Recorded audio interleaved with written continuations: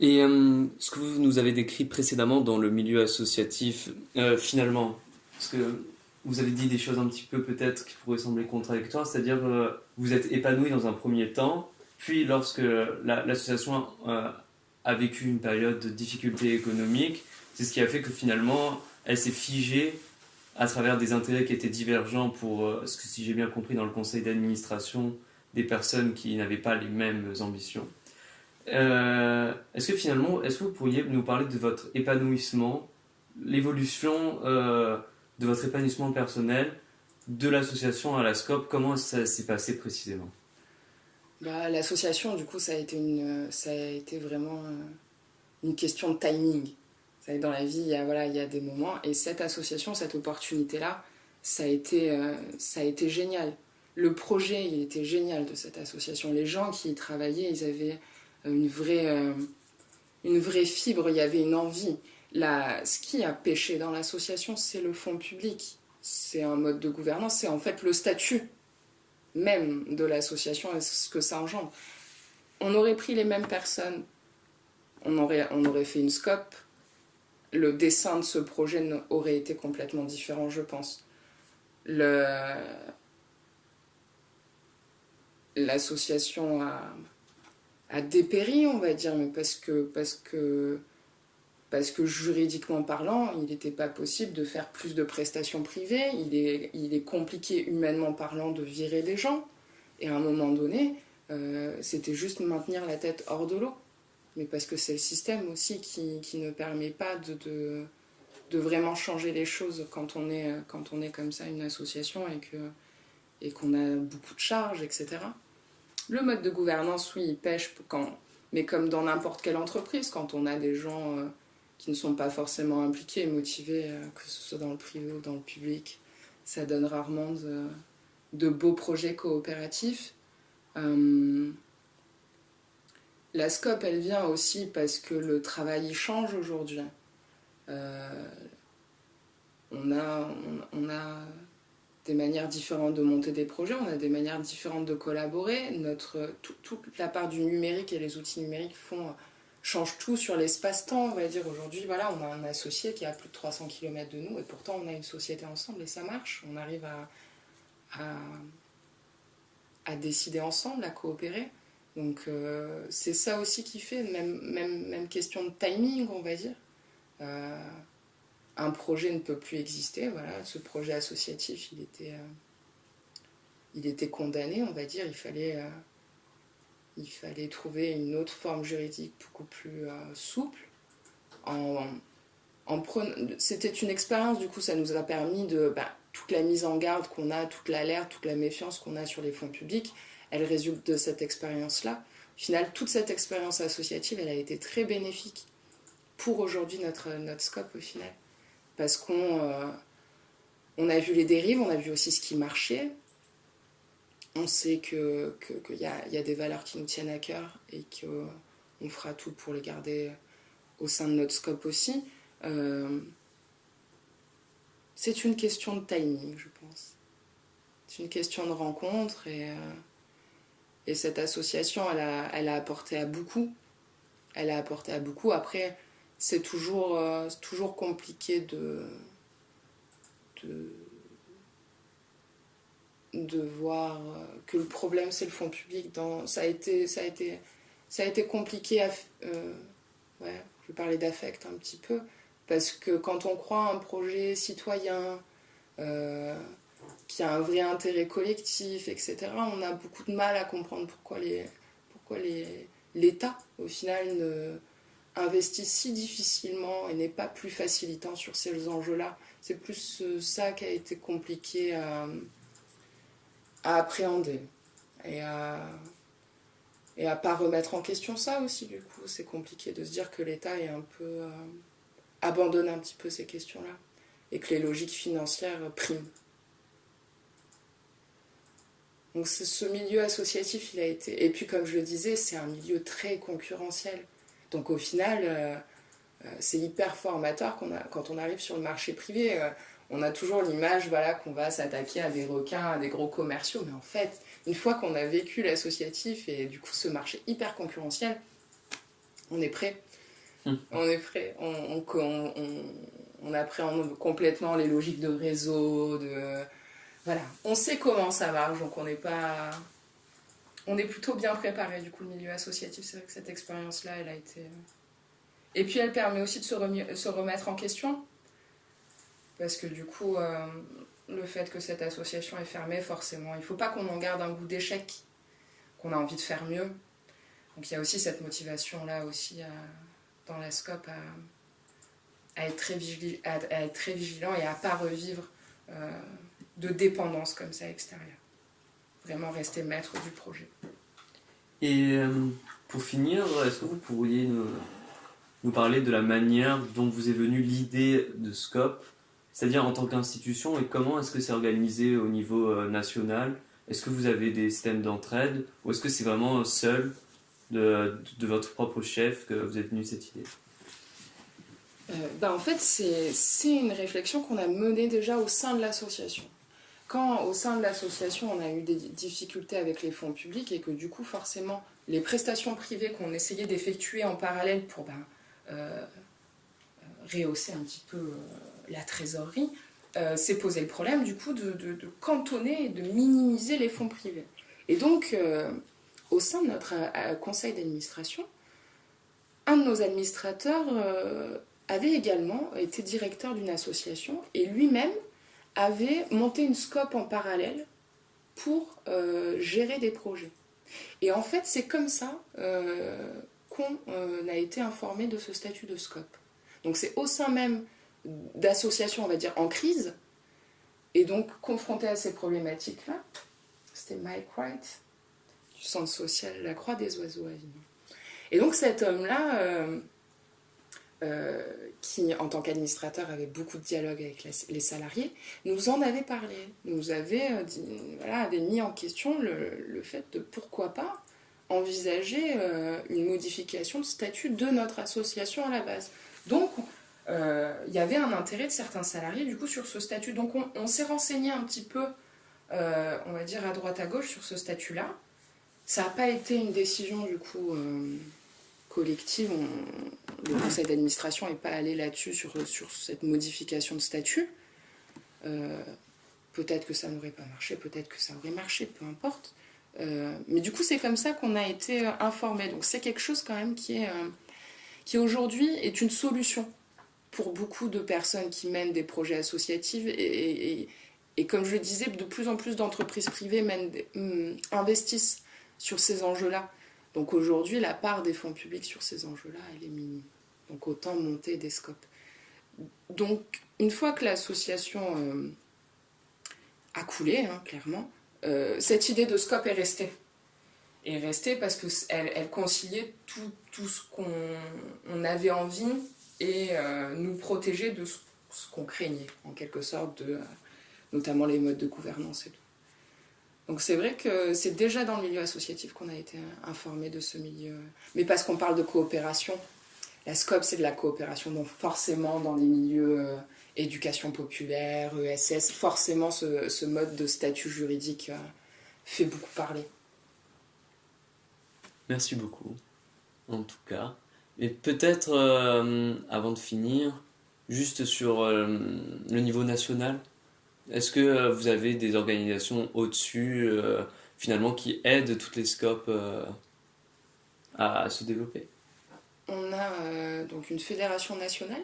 On est labellisé SCOP. Il faut vraiment qu'on réponde à ces objectifs de valorisation salariale, d'esprit d'équipe, d'esprit d'entreprise, du fait d'avoir le bon pourcentage d'associés salariés. Tout ça est labellisé, donc on a un vrai suivi. Au niveau régional, on a l'union régionale des SCOP qui permet de faire un gros travail de mise en réseau, de formation aussi. Tout ce qui est juridique, tout ce qui est comptable aussi a été beaucoup vu avec eux, on est beaucoup suivis. Ils font un gros travail aussi pour nous faire travailler entre nous. Il y a une vraie logique de mise en réseau. Ensuite, on a aussi des fédérations très thématiques par domaine d'activité. Par exemple, nous, en étant dans le multimédia, on a une institution qui s'appelle Made in Scope et qui va regrouper toutes les scopes au niveau national qui travaillent sur la communication. Donc c'est un gros réseau, les SCOP. Et entre SCOP, il y a une vraie dynamique, une vraie logique de coopération et de mener des projets à plusieurs aussi. On a la SCOP, les SIC, etc., toutes ces nouvelles formes juridiques permettent aujourd'hui à des gens qui ont plein de compétences et qui travaillent souvent en libéral, en indépendant, de se regrouper dans des coopératives plus nombreuses où ils vont rencontrer d'autres profils qui ont aussi une palette de compétences un peu pluridisciplinaire. C'est aussi beaucoup de rencontres comme ça de ces gens-là qui avant travaillaient seuls et qui aujourd'hui vont pouvoir travailler et mener des projets à plusieurs, et donc des projets à plus grosse échelle. Il y a vraiment cette logique-là aussi de valorisation des compétences un peu pluridisciplinaires.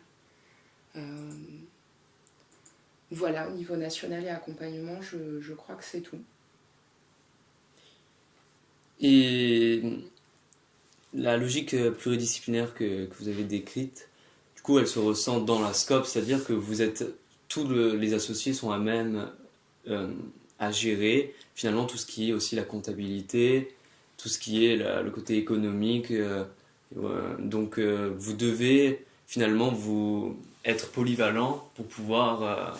On est obligé d'être curieux et de s'informer sur que fait mon collègue de travail, comment il travaille, quels sont ses outils. On est obligé de prendre en compte l'ensemble.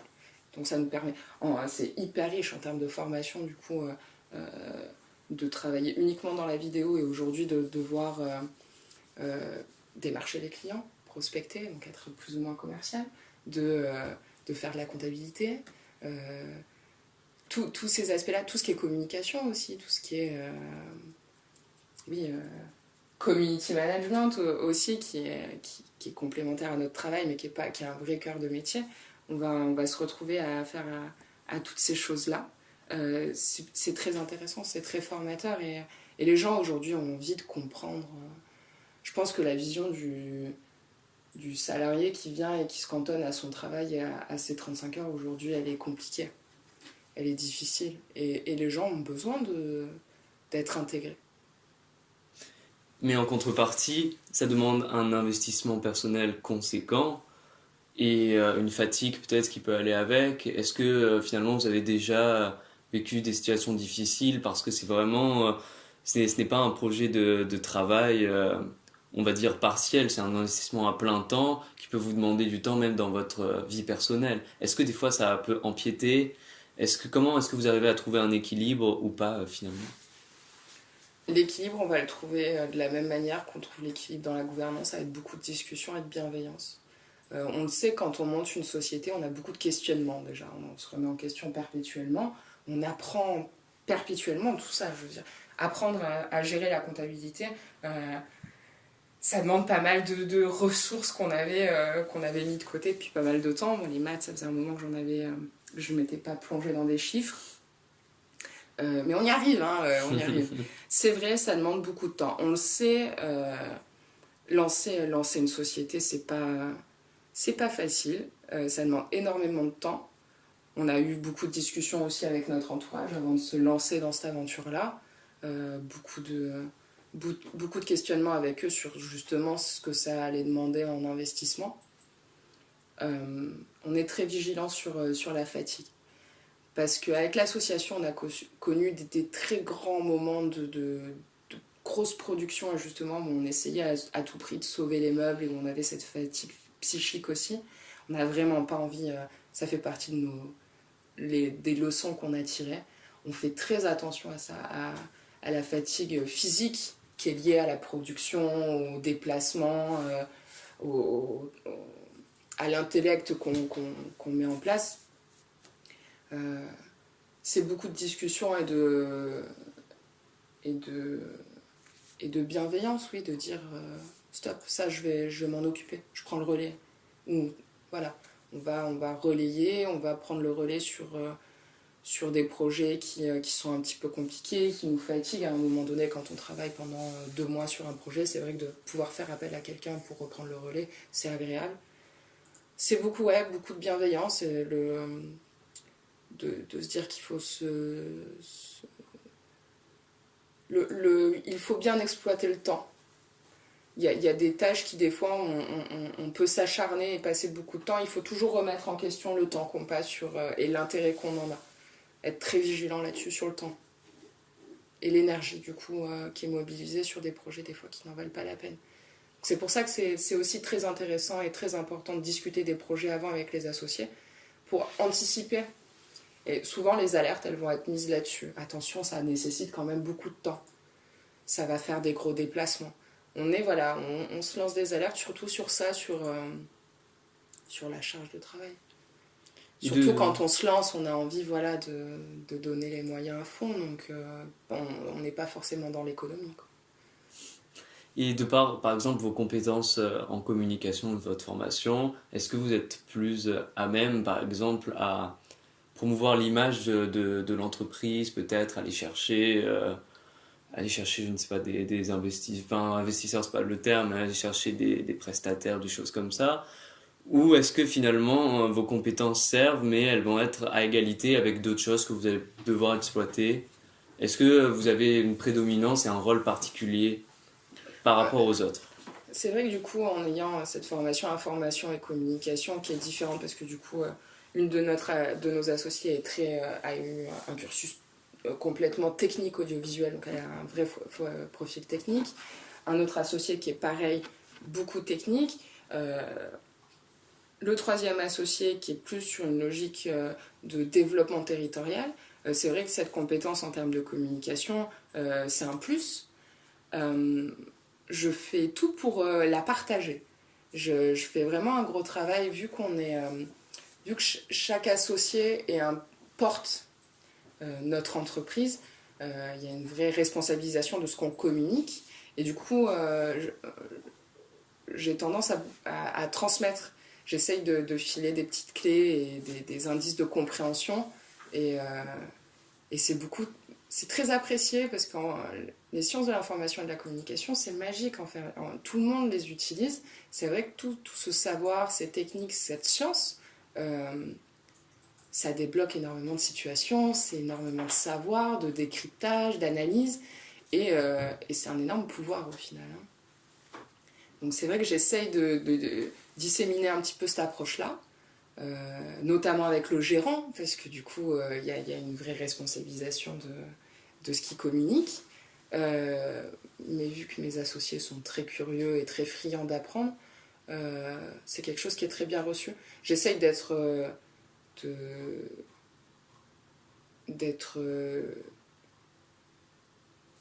un peu consacrée à ces questions-là de la communication. Je sais par exemple que sur le site internet, mon regard il va être important, etc. Mais comme on croise tous les regards, c'est vrai que c'est une compétence de plus, on va dire. C'est un plus, c'est un bonus dans notre société. Mais ça nous aide sur la prospection client. Surtout sur la communication non-verbale. C'est là-dessus que je vais apporter un petit peu mon bonus. Ben, merci beaucoup en tout cas pour cette